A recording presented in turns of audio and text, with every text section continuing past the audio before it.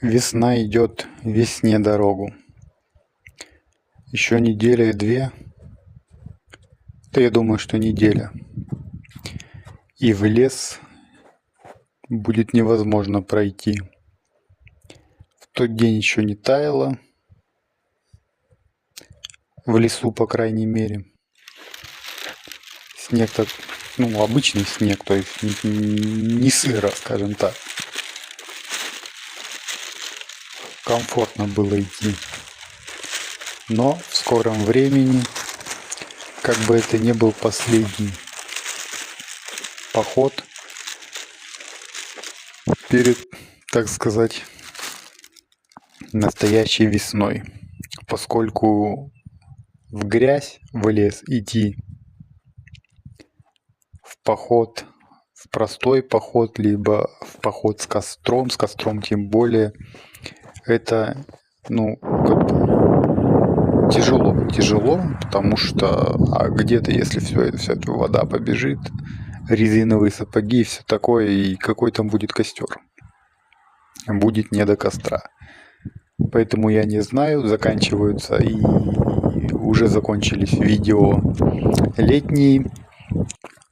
Там есть одно, но я его, осталось, но я его публиковать не буду, потому что оно даже мне не нравится. Поэтому вот это видео, оно выйдет в четверг, планирую. Вот. И больше пока я не знаю, что будем делать. Если будет погода, если у меня будет желание, то будет еще будет прогулка лесная, будут прогулки. Вот. Но вот на сегодняшний момент я могу сказать, что я немножко приболел в плане, ноги болят. Вот после этой прогулки я вот сейчас сижу, и так кайфово мне. Кайфово, я отдыхаю. Но ноги болят. Боль такая приятная. У нас все почему-то люди ассоциируют всегда, если усталость, то это отрицательная усталость. Если боль, то это прям вот уже все, то есть тоже отрицательно. А то, что усталость может быть приятной и боль может быть приятной, когда ты находился, когда ты в лесу наотдыхался, и ты приходишь от того, что ты там находился, у тебя там по щиколотку снега, и у тебя ноги болят от этого. Или ты там на велосипеде какое-то количество километров проехал, у тебя ноги болят. Я считаю, что это классно. Полезно для здоровья в любом случае. Поэтому эта боль, она полезная. Да? Потому что когда на диване лежат люди целыми неделями, месяцами и годами, там тоже больно. Но эту боль ты приятно не назовешь, и полезно тем более. Вот. Ну а я вот решил выйти. И довольно яркое солнце, было плюс 5-7. Да. А сегодня ветер и минус. Я не знаю, конечно, мы привыкли к такой погоде на Урале, но тяжеловато. Солнце пекет. Я вот на самом деле этот видос, он чудом вышел, поскольку я не видел, я вообще, вот честно скажу, я не видел, что я снимал.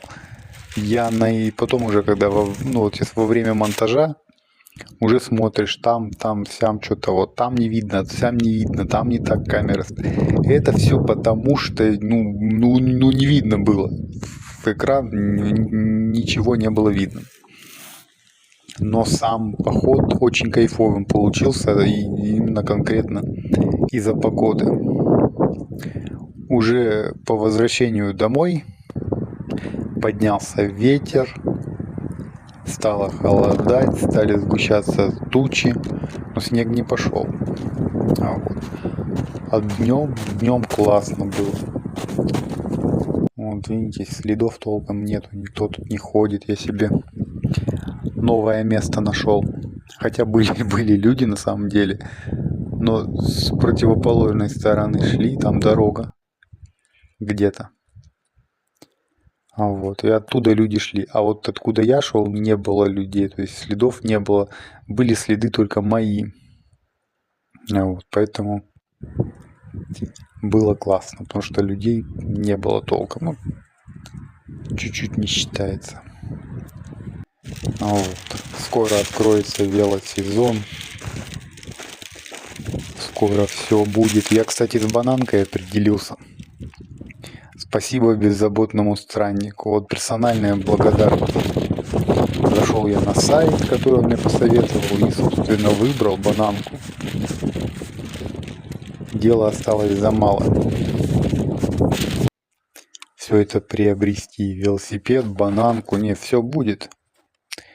Но не сразу, потому что я сейчас вот не вижу смысла вот сейчас именно брать велосипед. Ну, недельку-две, месяц надо подождать, потому что я такой человек. У меня если что-то вот велосипед, допустим, я себя знаю, если велосипед появится, мне надо будет на нем прокатиться. А у нас асфальт сейчас такой интересный. Он вроде местами сухой. То есть возможность прокатиться вроде бы есть. Но так интересно, вот ты едешь по сухому асфальту, и раз что-то такое, какое-то отражение, как зеркальце. Кусочек льда, ну такой он, тонким-тонким слоем, вот лужа замерзла, и вот она тоненьким-тоненьким слоем, даже не лужа, а немного воды. И вот если на этом льду подскользнуться, можно нехило шлепнуться. Но как бы мне не очень хочется шлепаться на новом велосипеде. Вот. Еще думаю, надо, может, его в пленку затянуть, велосипед. Я посмотрел, в Триал Спорте продается пленка. Я не знаю, насколько это может считаться лишним или нет. Это же не контрийник, он же берется не под то, чтобы его убивать в лесу. Это контрийник бесполезно в пленку затягивать. Вот. Ну, не знаю, подумаем там, как будет с финансами, как будет, в принципе, настроение, что вы на это скажете. Посмотрим. Вот. И еще с велосипедом кое-что. Короче, вот то, что я смотрел, это была модель 22 года. Или даже 21-го. У него этот переключатель Maker Shift. То есть там тормозная ручка идет отдельно от переключателя. На переключателе отдельный рычажок. Вот. А на новый велосипед 23 года, на новом велосипеде 23 года стоит уже шимановский переключатель. И насколько я понимаю, но это тоже надо еще узнать, схожу уточню. Насколько я понимаю, там стоит уже шимановский переключатель, и, соответственно, там монетка интегрирована в ручку тормозную совершенно полностью. Вот. И этот новый велосипед, имеется в виду 22 года, он стоит что-то на 2 или на 3 тысячи больше. Вроде как невеликие деньги. Но все-таки, есть ли смысл переплачивать эти деньги? Вот какой у меня вопрос. Дальше. Вопрос о том, что когда именно я куплю, там в конце марта или в середине апреля, он, как сказать, это лишний вопрос, потому что я думал об этом велосипеде, не об этом конкретно, а о шоссейнике. Я говорю, лет 10. Это минимум. Вот, поэтому вопрос месяц-два, он ничего не решит. И потом, возвращаясь в начало, о том, что я сказал, что даже если я его сейчас возьму, я на нем ездить не смогу. А нафига я его сейчас тогда брать мне? Он будет мне глаза мозолить. Я же не выдержу, я выйду и шлепнусь на нем. Это обязательно, это как пить дать. Вот, поэтому видите, нифига не видно костер, потому что не видно камеру, что снимаю. Вот, как-то так. Ничего страшного. Главное, что погода была Классная, да, был ветер, как видно по костру. Вот. Но жидкость для розжига пришла на помощь. Вообще жидкость для розжига классная тема. Я еле смог разжечь спичку, да, но все-таки хорошо, что если бы не жидкость для розжига, костра бы не было. Кстати, надо купить жидкость, потому что закончилась. Ну, вдруг еще будут костры. Вот. Дальше по велосипеду. Так вот, у меня вопрос. Стоит переплачивать? Может, вы в курсе вообще, в чем отличие модели прошлого года от модели этого года? Я схожу и все тоже подробно это узнаю. Но я не думаю, что там какие-то глобальные отличия, потому что цена-то не сильно отличается. Но если переключатели там Shimano, вот эти вот с интегрированной монеткой в ручку, то это мне гораздо удобнее, нежели чем отдельный рычажок. Да, я не думаю, что сильно будет прям неудобно с отдельным рычажком, но то, что будет с одной ручкой удобнее, это точно. Поэтому вот такой вопрос. А стоит ли вообще переплачивать? Да. Но, слава богу, с моделью определились точно.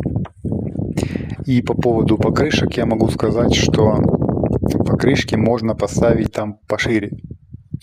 Все-таки эту тему я узнал. И, в принципе, я согласен с тем, что мне писали в комментариях, что вроде как покрышки побольше ставятся пошире не просто так, а для комфорта. Я, в принципе, предполагал, что это так. Я понимал, что покрышки и вся вот эта вот дребедень, она не дребедень и не просто так. А вот это все делается сознанием дела. Говорю, ладно, покрышки-то я поставлю. Но играться со звездами, допустим, это для меня сложновато. По крайней мере, на сегодняшний момент. Поэтому пока это отложим. А тем временем костерок горит довольно-таки неплохо. Ветер мне на самом деле в тот день очень сильно помог, поскольку он раздувает. Единственное, что я для себя понял, что бумагу надо использовать, газеты, очень аккуратно. Потому что, раздувает, костер раздувает, и газеты раздувает, или их нужно немного поленями прижимать, потому что, неприятно. Вот. Кстати, дыма было в этот раз не особо много. Его было мало. Вот. Ну и дров я взял не особо много. Поэтому костер был не очень эффектным. Он был таким, скорее, проходным, скажем так. Хотя я могу сказать, я это уже говорил, и сейчас уже можно подвести зимний итог. Не под итог, а прям итог. И итог я могу сказать таков. Костры – это моя тема, и я буду продолжать, я буду активно жечь в тех местах, где это безопасно. И все-таки, если мы говорим о летних кострах, то это будет, наверное, все-таки костры в ямах. Я буду рыть ямы. Как ни странно, лопату я еще не потерял. Лопата имеется, пила имеется, как вы видели. Вот, поэтому все нормально. Почему я предпочитаю все-таки костры в ямах, имеется в виду летом? Я это говорил тоже и повторю еще раз. Для меня кажется, это безопаснее. Тем более летом, я подчеркну. Это сейчас как бы зимой на самом деле очень трудно устроить пожар. Даже, мне кажется, умышленно. А не умышленно, так и вовсе. Хотя и зимой я все равняю, я все как бы там не докопаться. А вот кроме того, что притоптано все. Так что как бы нет.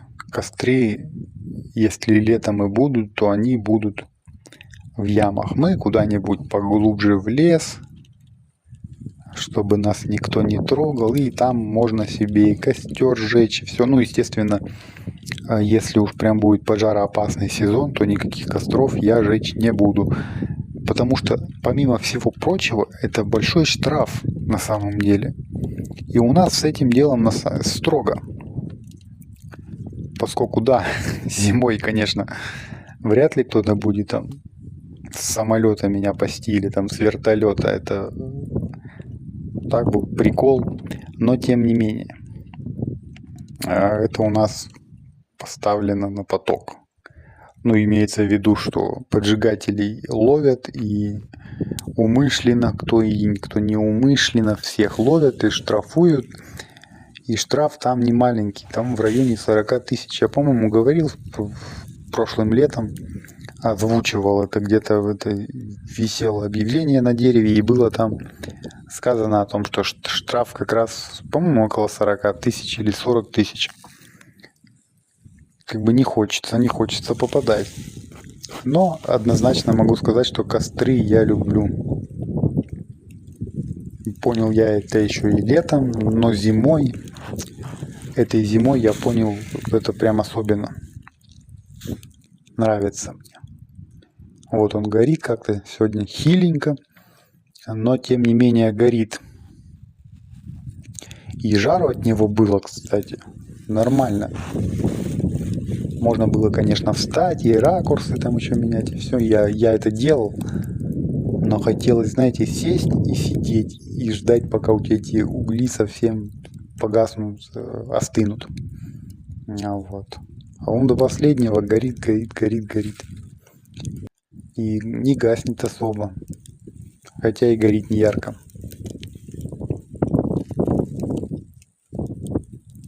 Да. Чайку. Сегодня просто вот чай. Без всего вообще ничего не стал брать.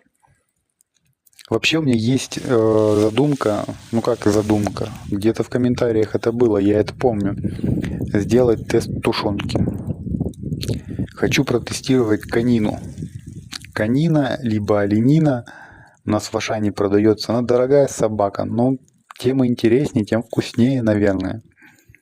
Вот сделаем обзор тушенки. Конину, оленину.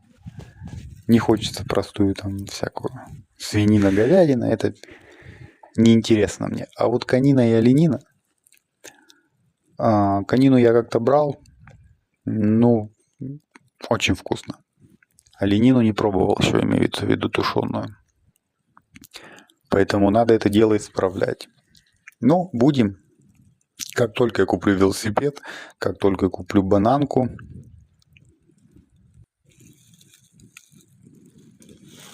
сразу же будут тесты тушенки. Вот. Посмотрим. Но помимо тушенки у меня есть еще каши походные, которые, кстати, делаются у нас прям в Еткуле, прям в самом Еткуле, не где-то рядом. Это прикольно. На самом деле, там не только каши, там всякий паштет, и там дофига всего на самом деле. Каши, кстати, недорогие, вкусные. Поэтому есть что тестировать у костра. Только дело-то в том, что непонятно, что будет завтра в лесу. Все оттает, и к костру уже не пробраться. Ну, завтра это я относительно завтра, конечно. Прям завтра-то я не пойду, потому что, говорю, ну что-то я маленько... Ноги-то подустали. Вот. Везде все дороги размыло, асфальт, не асфальт, а все равно дороги размыло.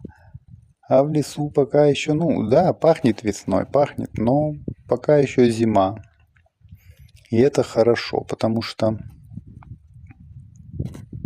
если бы не зима, костра бы не было. Как весной костры жечь? Ну, я имею в виду, когда вот это вот, когда снег тает, когда лужи, когда грязь. А вот понятно, что придется сделать паузу. Да. Ну, собственно, все. Догорело. Надо собираться.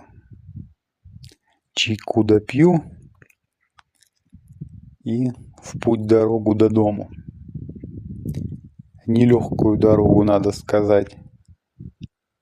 Хотя легче, чем сюда. А вот поскольку вот это я люблю прям в костер воды плеснуть. Это хлебом не корми. А вот. Весна. Прям обожаю это время года.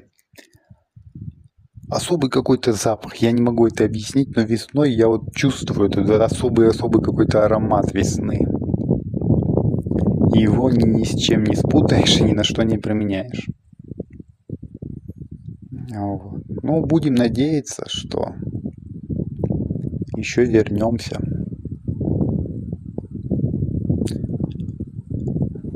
На талый снег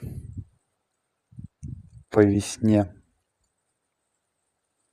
Красиво в лесу и дышится прям легко и свободно. Никуда не надо, все переосмысливаешь. Это дорогого стоит. Ну вот, все, в принципе, заровнял. Никаких следов, ну как никаких следов, следов много, но следов костра нет почти. Поэтому все безопасно. Отправляемся до дому, до хаты.